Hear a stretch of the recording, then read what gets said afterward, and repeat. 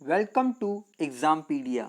आज है 13 जुलाई 2020 और 13 जुलाई 2020 से करंट अफेयर्स के जितने भी इम्पोर्टेंट क्वेश्चन हैं उन्हें हम इस वीडियो में डिस्कस करेंगे। तो चलिए शुरू करते हैं। पहला क्वेश्चन, हाल ही में महाराष्ट्र सरकार ने निम्नलिखित में से किस बैंक के साथ मिलकर झुग्गी बस्ती पूर्णवास परियोजनाओं के लिए तनाव कोष स्थापित किया है? तो इसका सही आंसर है सी, स्टेट बैंक ऑफ इंडिया के साथ मिलकर। तो अभी भारतीय स्टेट बैंक के साथ मिलकर महाराष्ट्र सरकार ने मुंबई महानगर क्षेत्र और राज्य के अन्य शहरी क्षेत्रों में अटक झुग्गी पूर्णावास परियोजनाओं को फिर से शुरू करने के लिए एक तनाव कोष यानी स्ट्रेस फंड को स्थापित करने जा रही है।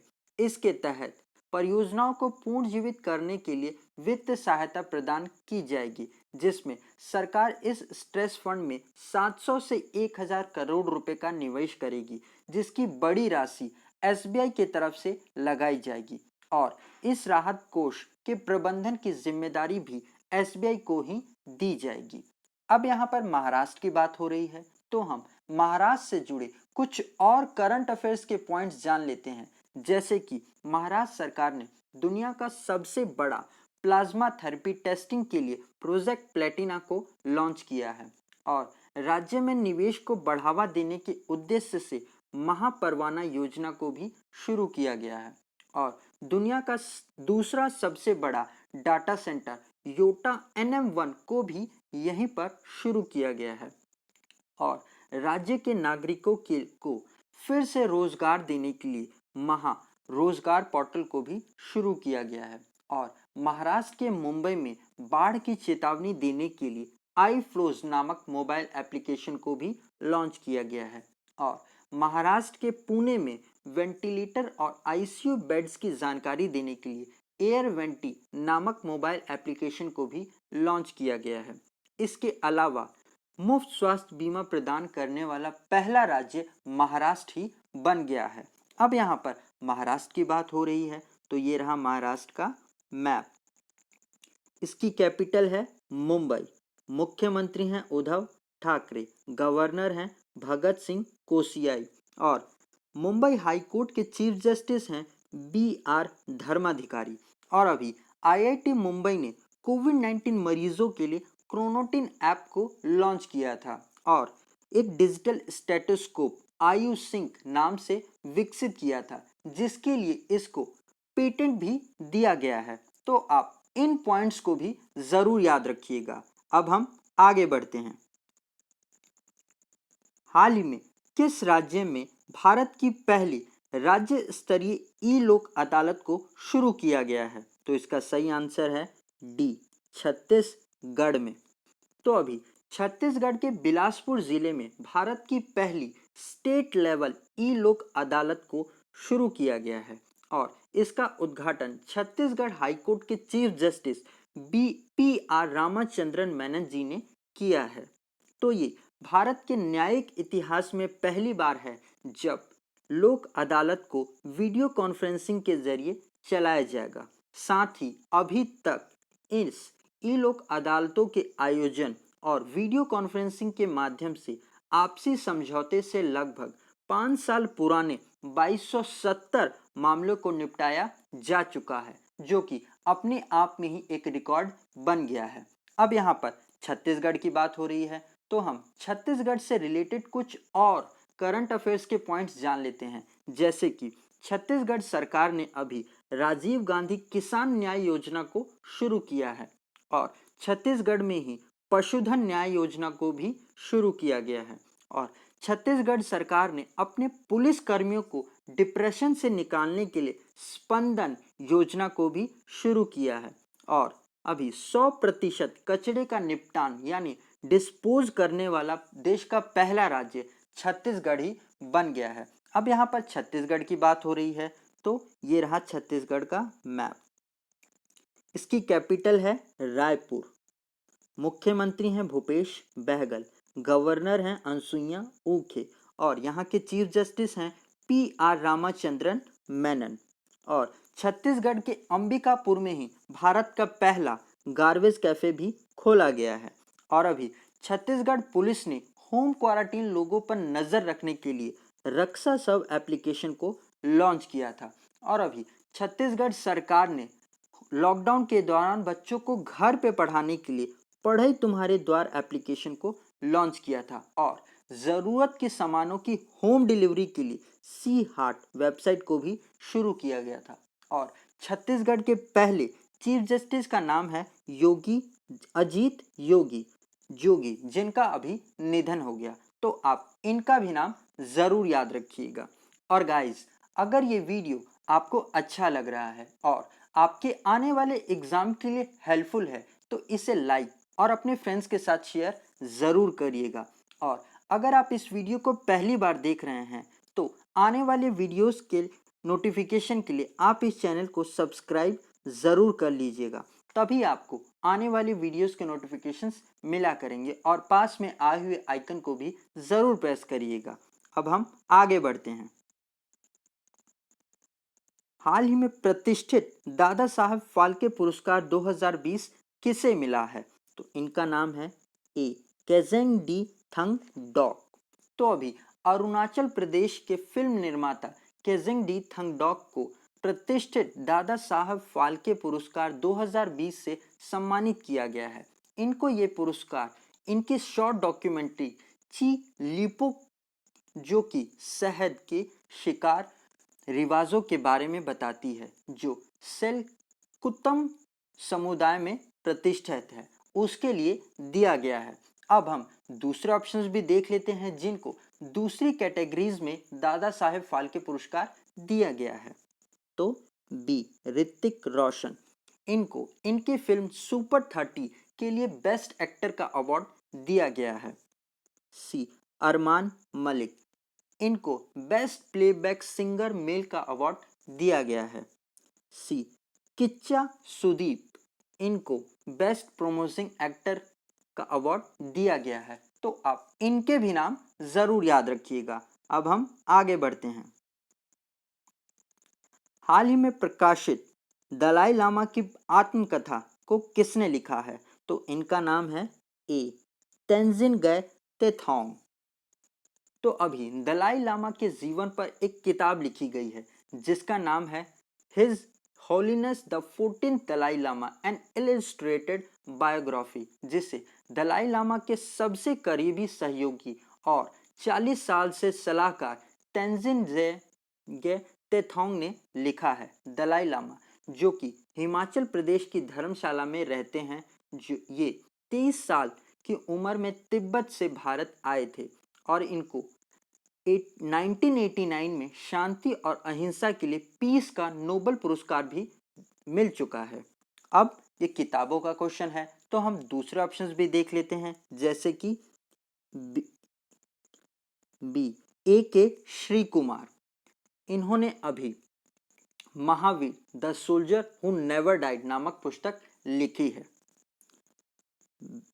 आर.सी. भार्गवा, ये मारुति सुजुकी के अध्यक्ष हैं और अभी इन्होंने एक किताब लिखी है जिसका नाम है getting competitive a practitioners guide to India. See Urjit Patel, ये आरबीआई के पूर्व गवर्नर हैं और अभी इन्होंने एक किताब लिखी है जिसका नाम है overdraft saving the Indian saver. तो आप इनके भी नाम जरूर याद रखिएगा। अब हम आगे बढ़ते हैं। हाल ही में सिंगापुर के प्रधानमंत्री के पद के लिए फिर से चुनाव किसने जीत लिया है? तो इनका नाम है डी ली जिंग लूंग ने।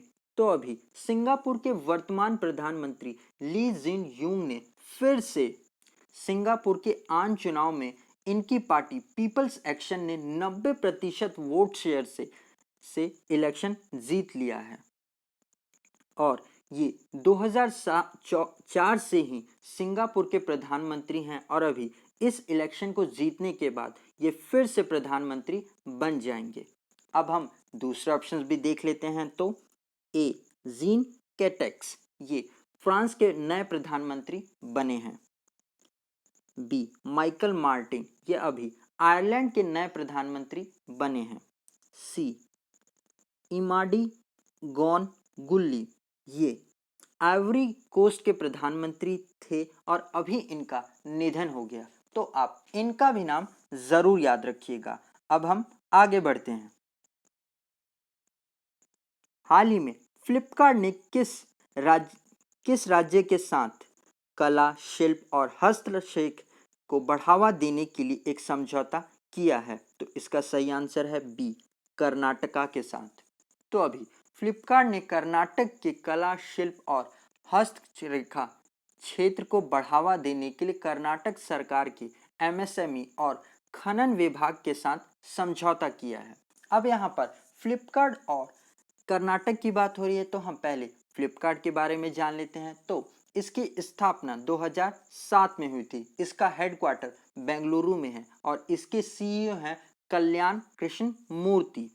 अब यहाँ पर महाराष्ट्र, केरला की भी उसकी कर्नाटक की भी बात हुई है। तो ये रहा कर्नाटक का मैप।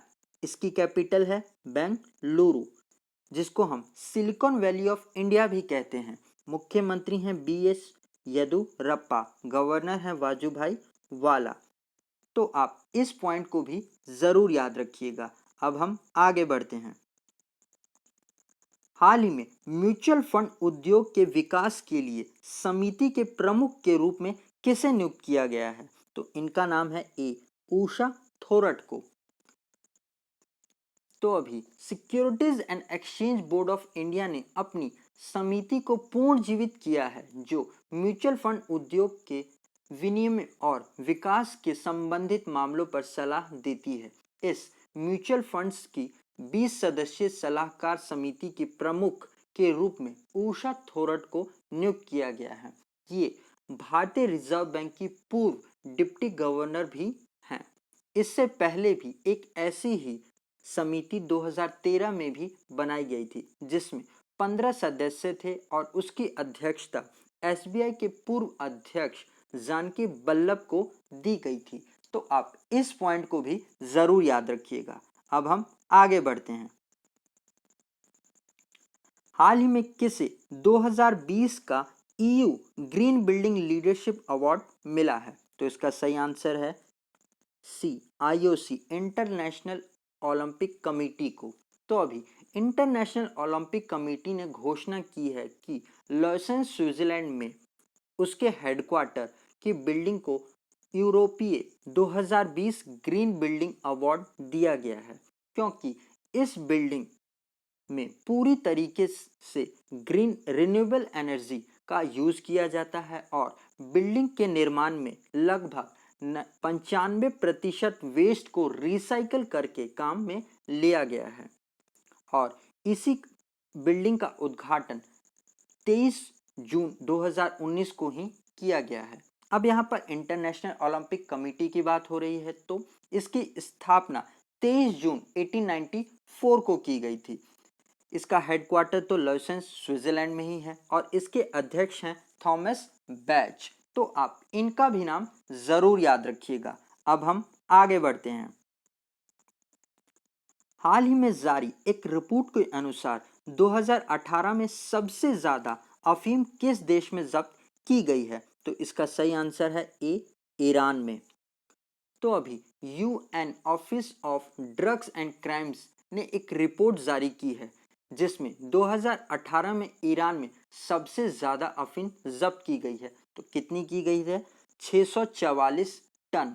उसके बाद आता है अफगानिस्तान, जिसमें 27 टन अफीम को जब्त किया गया है और तीसरे नंबर पे आता है पाकिस्तान, जिसमें 19 टन अफीम को जब्त किया गया है और आखिरी चौथे नंबर पे आता है भारत, जिसमें 4 टन अफीम को जब्त किया गया है। तो आप इस क्वेश्चन से ये याद रखिएगा कि पहले नंबर पे आता है ईरान, जिसमें 644 टन को जब्त किया गया है और चौथे नंबर पे आता है भारत, जिसमें 4 टन अफीम को जब्त किया गया है। अब हम आगे बढ़ते हैं। अमेरिकी नौसेना की पहली अश्वेत महिला सामरिक विमान पायलट के रूप में किसका स्वागत किया गया है? तो इनका नाम है ए, मैडलाइन स्वैगल को। तो अभी US नेवी ने अपनी पहली अश्वेत महिला सामरिक विमान पायलट का स्वागत किया है और इनका नाम है लेफ्टिनेंट मैडलाइन स्वेगल। इन्होंने अपनी नौसैनिक उड़ान स्कूल को पूरा कर लिया है और जुलाई 2020 के अंत में इनको उड़ान अधिकारी इंसिग्ना, जिसे विंग्स ऑफ गोल्ड भी कहते हैं, उससे नवाजा जाएगा। तो आप इनका नाम जरूर याद रखिएगा, क्योंकि अमेरिका में अभी अश्वेत लोगों के लिए मूवमेंट चलाया जा रहा है, तो इसीलिए इनका नाम तो वैसे ही इंपॉर्टेंट हो जाता है। तो अब हम आगे बढ़ते हैं। तो गाइज, ये वीडियो आपको कैसा लगा ज़रूर कमेंट सेक्शन में लिखकर बताइएगा, और अगर अभी तक आपने इस वीडियो को लाइक और शेयर नहीं किया है तो आप अपने फ्रेंड्स के साथ इसे शेयर ज़रूर कर दीजिएगा। और अगर आप इस वीडियो का PDF लेना चाहते हैं तो आप हमारे टेलीग्राम चैनल से जुड़कर ले सकते हैं। आज के लिए इतना ही। Thanks for listening.